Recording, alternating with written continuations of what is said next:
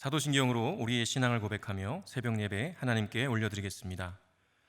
전능하사 천지를 만드신 하나님 아버지를 내가 믿사오며 그 외아들 우리 주 예수 그리스도를 믿사오니 이는 성령으로 잉태하사 동정녀 마리아에게 나시고 본디오 빌라도에게 고난을 받으사 십자가에 못 박혀 죽으시고 장사한 지 사흘 만에 죽은 자 가운데서 다시 살아나시며 하늘에 오르사 전능하신 하나님 우편에 앉아 계시다가 저리로서 산자와 죽은 자를 심판하러 오시리라. 성령을 믿사오며 거룩한 공회와 성도가 서로 교통하는 것과 죄를 사하여 주시는 것과 몸이 다시 사는 것과 영원히 사는 것을 믿사옵나이다. 아멘.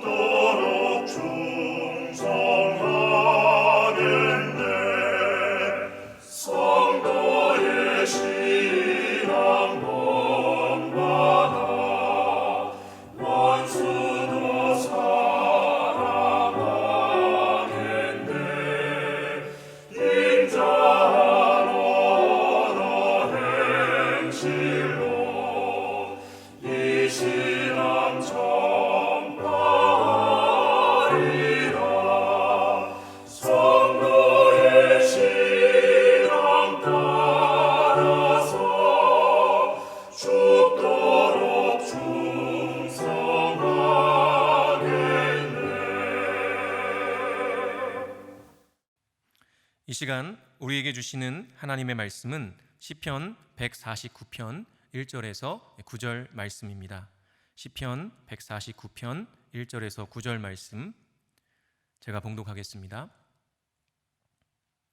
할렐루야, 새 노래로 여호와께 노래하며 성도의 모임 가운데에서 찬양할지어다. 이스라엘은 자기를 지으신 이로 말미암아 즐거워하며 시온의 주민은 그들의 왕으로 말미암아 즐거워할지어다. 춤추며 그의 이름을 찬양하며 소고와 수금으로 그를 찬양할지어다.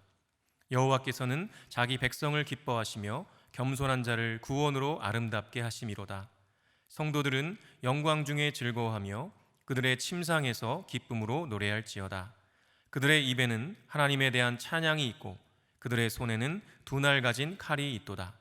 이것으로 문 나라에 보수하며 민족들을 벌하며 그들의 왕들은 사슬로 그들의 귀인은 철고랑으로 결박하고 기록한 판결대로 그들에게 시행할지로다. 이런 영광은 그의 모든 성도에게 있도다. 할렐루야. 아멘. 함께 기도하겠습니다. 사랑의 주님, 오늘도 예배의 자리에 있게 하시니 감사합니다. 광야 같은 인생길을 걸어가는 이 순간에도 우리가 낭망하지 않을 것은 주님께서 우리의 창조주이시며 왕이시고 우리를 기뻐하시며 구원하여 주시기 때문입니다. 때로 광야길이 힘들어 눈물로 밤을 지새우는 순간에도 그 눈물을 기쁨의 찬송이 되게 하시는 분이 주님이심을 믿습니다. 오늘도 진리의 말씀으로 우리를 가르쳐 주셔서 주님을 더욱 깊이 알게 하시고 고난의 때를 굳건한 믿음으로 간절히 기도함으로 새 노래로 주님을 찬양함으로 이겨낼 수 있도록 은혜 베풀어 주옵소서. 오늘도 주님 앞에 예물을 드린 손길이 있습니다. 기뻐 받아주시고 이 예물이 쓰이는 곳마다 낭망한 이들이 다시 일어나게 하여 주옵소서. 예수 그리스도의 이름으로 기도합니다. 아멘. 할렐루야. 오늘도 나는 새 노래로 찬양합니다 라는 제목으로 하나님 말씀 전하겠습니다. 요즘 우리가 묵상하고 있는 본문이 바로 시편이죠. 시편은 하나의 시이자 노래입니다. 그래서 이 시를 지은 시인의 이야기, 즉 아픔과 고통과 슬픔, 기쁨까지 많은 경험과 감정들이 고스란히 녹아 있습니다. 따라서 이 시인의 이야기를 잘 이해하는 것이 정말 중요합니다. 오늘 우리가 읽은 시편 149편은 시편의 마지막 부분에 속하는데요. 특별히 146편부터 마지막 150편까지의 시편을 보면 특징이 있습니다. 바로 할렐루야로 시작해서 할렐루야로 끝난다는 것이죠.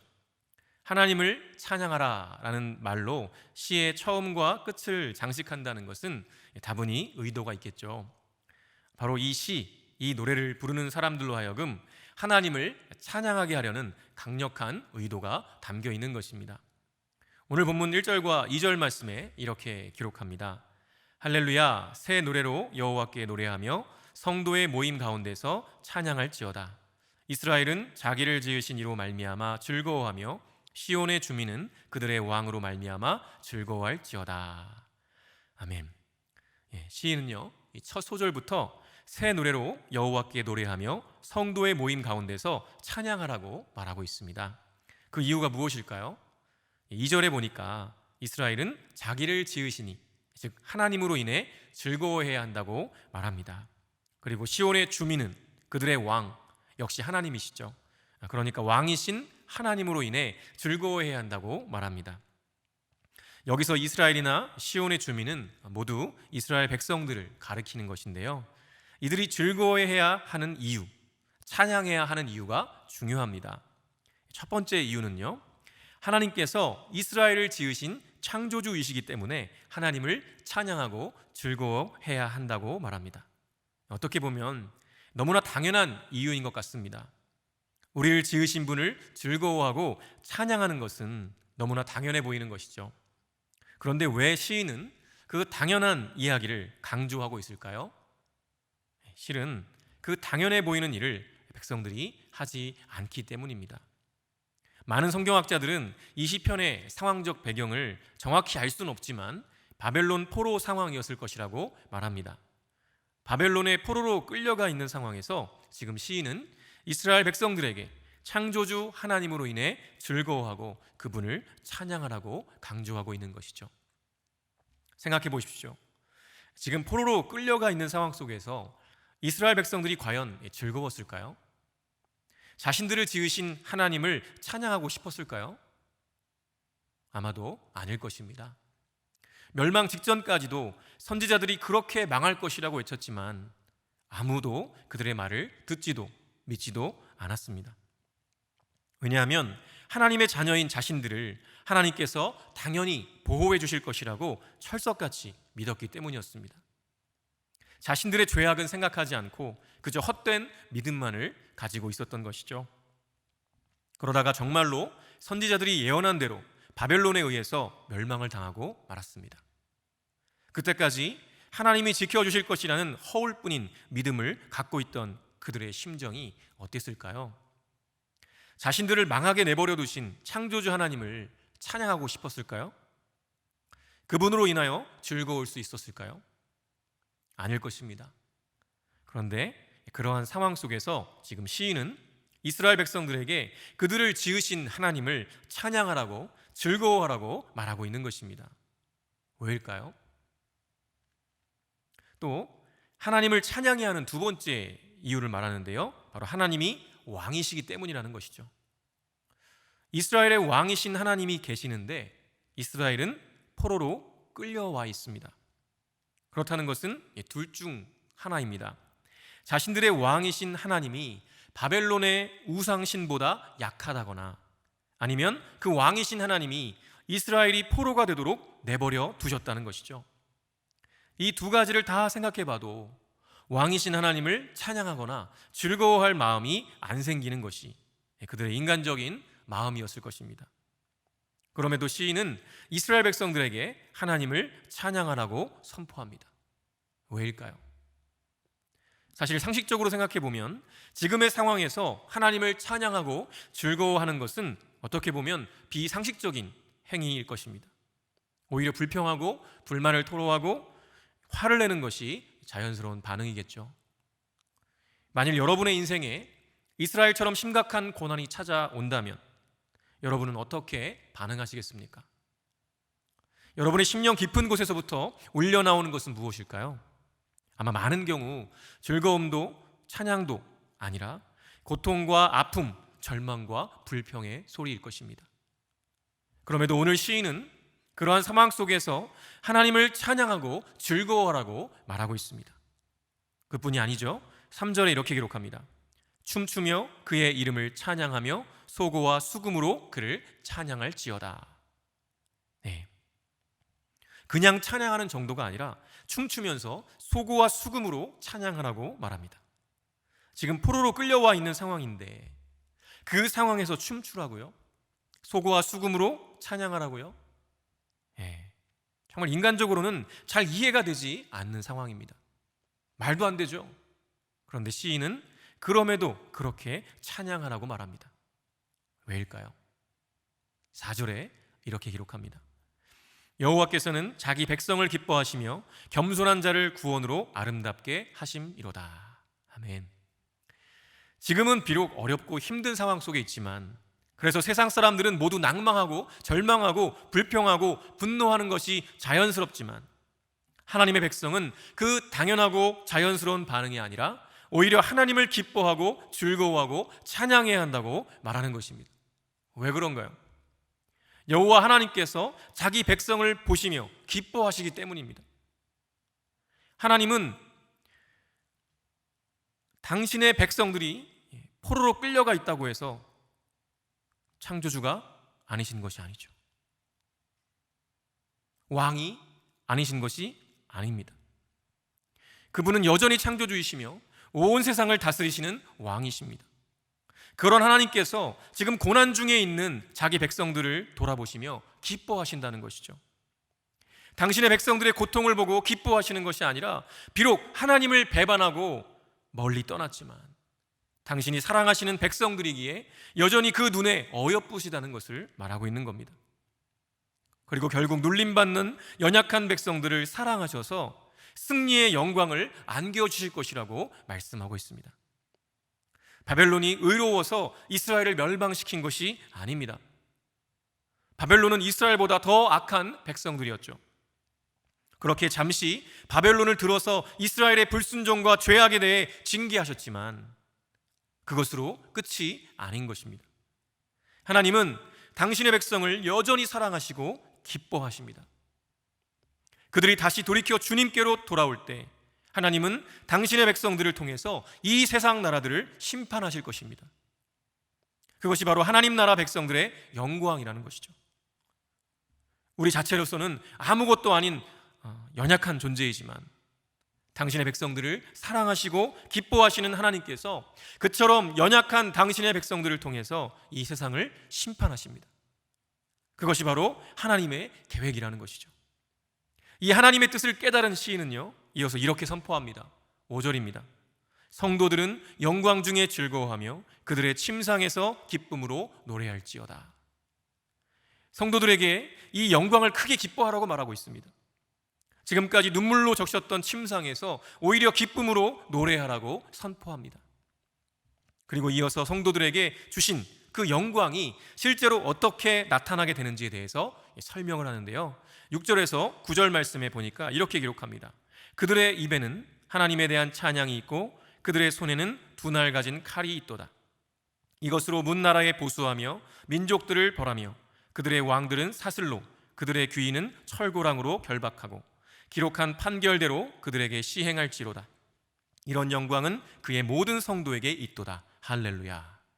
네, 하나님 나라 백성들의 입에는 하나님께 드릴 찬양이 가득하고요, 그 손에는 두 날을 가진 칼이 들려 있다고 말합니다. 그리고 그 칼로 무엇을 하나요? 모든 나라에게 복수하고 모든 민족을 철저히 벌합니다.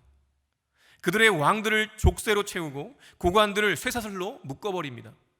그리고 이미 그들의 죄악으로 인해서 하나님께서 내리신 판결문대로 그들에게 형벌을 시행합니다.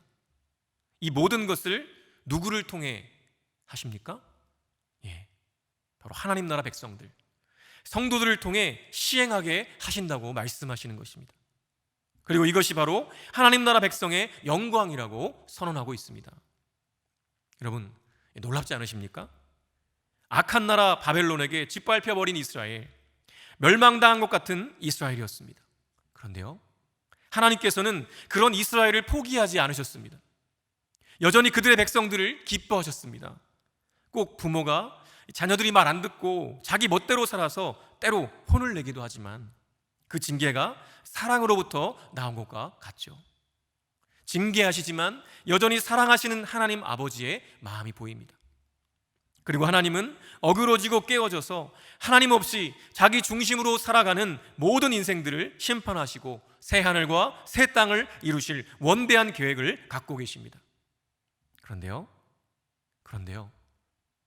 그 엄청난 계획에 저와 여러분을 포함시켜 주셨습니다. 처음 계획을 세우실 때부터 당신을 사랑하고 기쁨으로 노래하는 자녀들을 포함시켜 놓으신 것이죠. 그래서 어떻게 보면 참 연약하고 보잘것없어 보이고 오히려 세상 사람들보다 더 많은 고통과 어려움을 겪는 것처럼 보이는 우리이지만 그 아픔과 고통을 인내하며 믿음으로 통과해낼 수 있게 도와주십니다.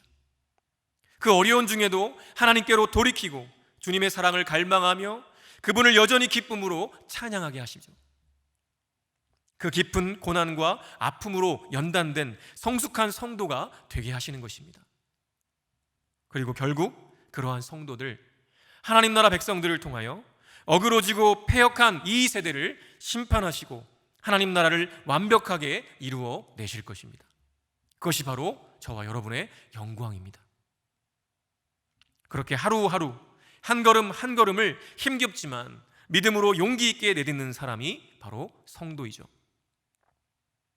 성도는 그 모든 순간에 나와 우리와 함께 하시는 하나님을 늘 새롭게 경험하게 될 것입니다. 여러분은 어제까지 어떤 하나님을 경험하셨습니까? 그리고 오늘은, 내일은 또 어떤 하나님을 만날 것을 기대하고 계십니까? 우리가 어떤 상황 가운데 있든지 하나님은 늘 언제나 우리를 바라보시며 우리를 기뻐하십니다. 그리고 결국 우리를 건지실 것입니다. 그것을 신뢰하고 믿음으로 나아가는 성도는 반드시 그 심령 깊은 곳에서부터 울려나오는 새 노래로 하나님을 찬양하게 될 것입니다.